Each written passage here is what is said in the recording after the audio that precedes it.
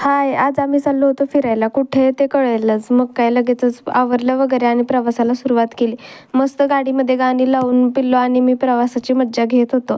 घाटातून हा काही असा व्ह्यू दिसत होता. खूप छान वाटत होतं. त्यानंतर एका ठिकाणी आम्ही नाश्ता करण्यासाठी थांबलो होतो आणि तिथून काही स्नॅक्ससुद्धा खरेदी केले. फायनली आम्ही पोहोचलो कासला. इथे आम्ही बोटिंग करण्यासाठी आलो होतो. मी तर पहिल्यांदाच बोटिंग करणार होते.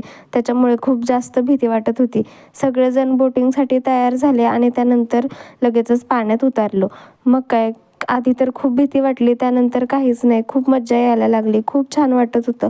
खूप मस्त पाण्याच्या लाटा, इतकं सुंदर दिसत होतं ना सगळं, काही बोलताच येत नाही आहे. तर त्यानंतर माझं बाळसुद्धा इतकी मज्जा करत होतं. खूप एन्जॉय केलं त्याने सुद्धा.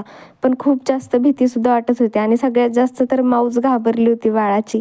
पप्पांनी सुद्धा खूप जास्त एन्जॉय केलं. शाळेची सहल इथे आली होती, त्यामुळे आम्ही इथून लगेचच निघालो आणि पुढे जाणार होतो. पुढे कुठे तर बामणोलीला. मग इथे पण खूप छान व्ह्यू होता. खूप मज्जा आली. इथे पाण्यात खूप जास्त एन्जॉय केला सगळ्यांनी. खूप सगळेजण भिजले. एवढी थंडी असून सुद्धा पाण्यामध्ये खेळत होते.